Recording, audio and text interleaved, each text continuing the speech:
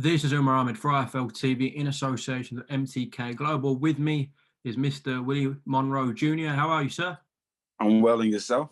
Very good, thanks. Thank you for asking. Willie, it's been nearly a couple of years since you're in the ring. What's the latest with you? Just waiting, same thing. We were out of the ring for a little while, and the pandemic hit. It's been tough for a lot of people, during this pandemic. So, just doing what I normally do, waiting, patiently waiting and patiently working. What's next for you, do you think? Do you think it's appropriate for you to have a tick-over fight? Or are you looking for a big mega fight next? Whatever comes. It's tough to say, man, because right now during the pandemic, the way boxing is going and the way, you have exhibitions and stuff, it's hard to say whether it'll be a big one or not, and people are just all over the place right now. You look in good shape, though. Thank you. So you're definitely staying ready.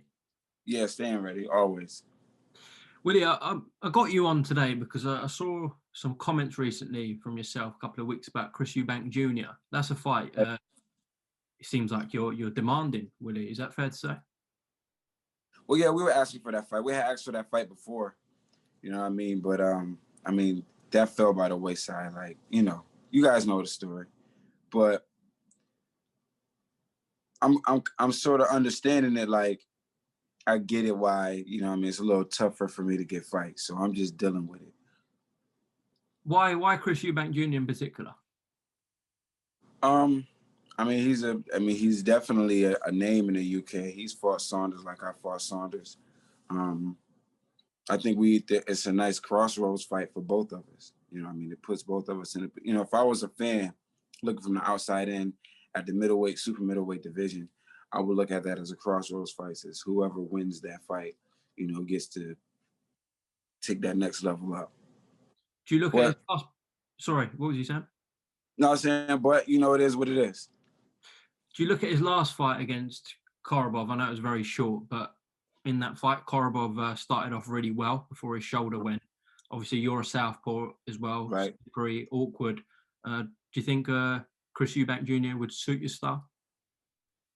I think he would. When you're looking at it from past fights, but you never know what he's worked on. He's out there with. I think he's been out there with Roy Jones. Correct. We all know Roy. Roy was dope when he fought southpaw. So you just never know what he's learned. What he wants to apply. If he's still in that mindset of I can still learn. You never know. So, and then you never. You're looking at me as far as like you never know what I've learned. I've been out of the ring 2 years. Everybody's looking at me like you haven't been in the ring in 2 years. What have I been doing though? So, what have you been doing? I've been working, man. I've been working and training. I'm staying close to the family. The pandemic. With that going on.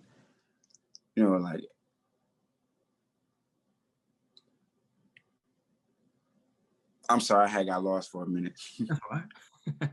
But nah, with everything going on with the pandemic, bro, like it's making people want to be close to their families, bro. It's making people want to be close to their families, man.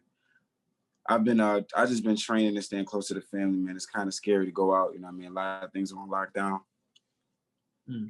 That's what I was alluding to earlier with fights. Like it's hard to say whether there'll be a big fight or not because fan attendance is what, creates big fights. So that's true, but we have had some major fights behind closed doors. Right. If the money can be generated, then it will happen. Do you believe that fight with Chris will happen though? I don't know. I'm with Split T. I think he just signed with MTK or something like that. No, he signed with the Saunders, Kalle Sauerland. Oh yeah. Sorry, I'm sorry about that. I got them both. They're both from the UK though, right? The Sauerlands operate in Europe, but yeah, he's from the UK. Yeah. Okay, yeah. So that I'm sorry, that's probably how I got it mixed up. But I know he just signed with them, and they're looking to move him. And Split T and Sauerland, they do business together. So it's not one of those things where it's like how like you got one guy on one side of the fence, another guy on the other, and they can't fight because maybe their managers or promoters don't get along. So I think my management with Split T and David McWaters is they're pretty cool with the Sauerland. So it's a fight that could be made. The only thing I think would be a little, I wouldn't say a discrepancy, but something we would have to agree on is the weight, because I was campaigning at super middleweight. And I think he's like the WBA interim champion at middleweight. He's the interim champ, correct? Yeah. Okay. Yeah. If that fight does get made, just the last one on this, what happens? How do you think it goes? I mean, it'd come down to, I mean, it's the same old story. My boxing ability against, you know, his seemingly power. You know what I mean? He's knocked out guys like Arthur Abraham. That's a big super middleweight. You know what I mean? So it's definitely, you know, he's a little bigger than me as a middleweight. So it'll be the whole, you know, the classic puncher versus a boxing. Then you have the southpaw style.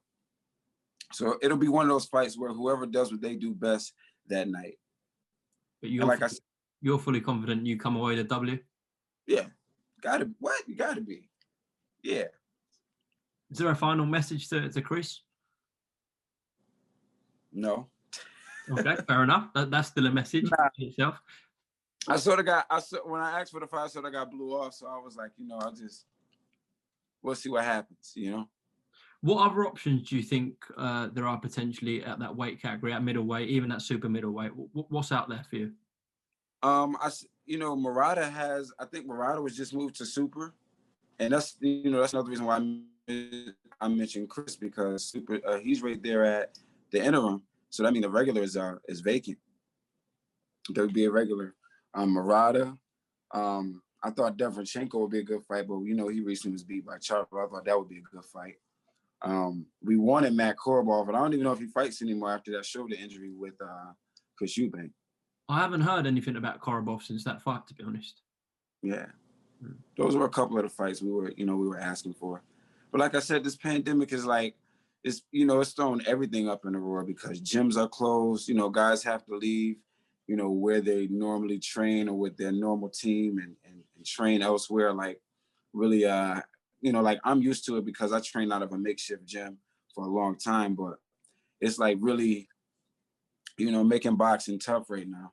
Like a lot of people were crucial of Caleb Plant's last fight. I didn't see it because I was commentating a different fight that night.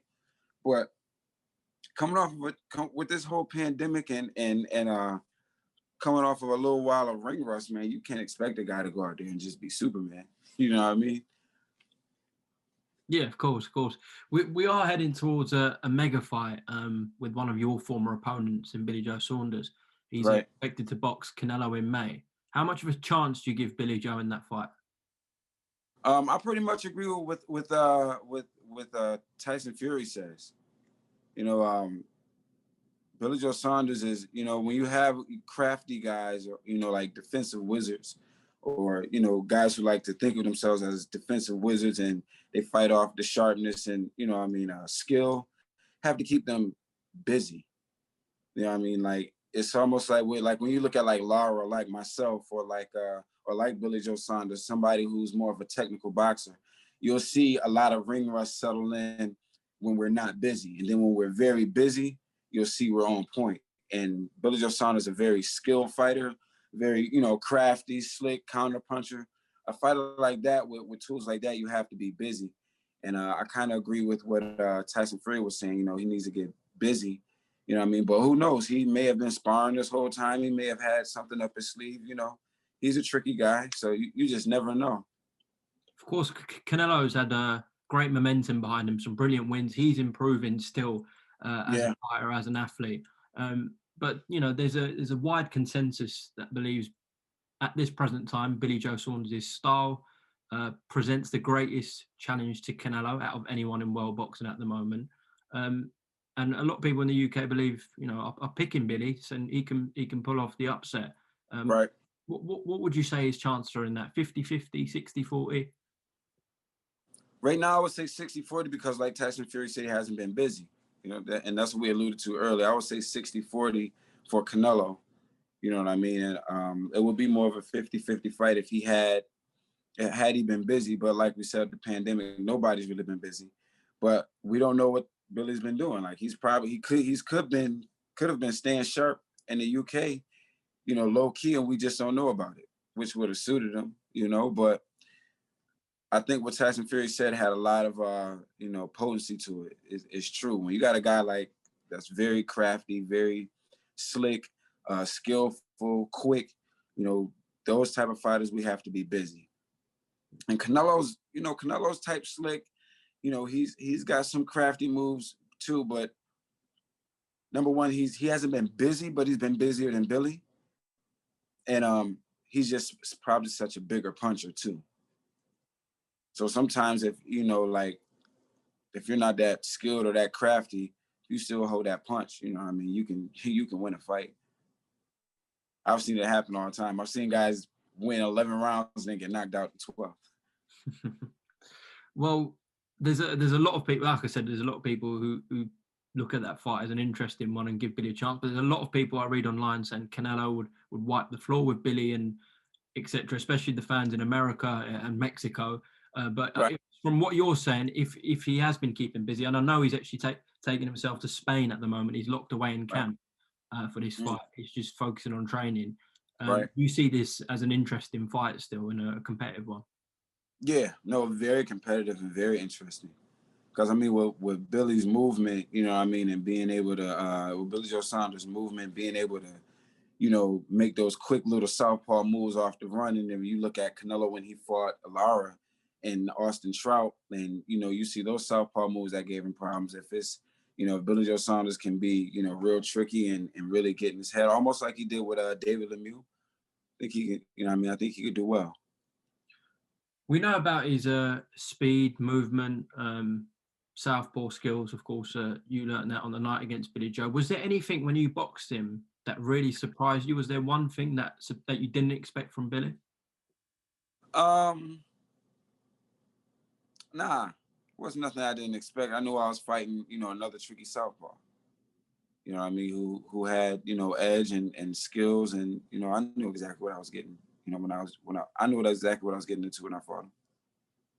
Just thought I'd pick your brains on that one between Canelo and Billy Joe, because there's no better person to ask than a former opponent about breaking a fight down. We look forward to that fight in May. Willie, listen, good to get a catch up with you. Is there anything you'd like to add before we go? I'm sure we'll have another catch up when there's some more news on you. Oh, nah, man, that's it. Thanks for having me. Thanks for pulling me in on this one. This is cool. Appreciate the call, Willie. Take care. Best of luck for this year. And as I said, we'll talk when you have some fight news. All right, top man. Thank you. Thank you.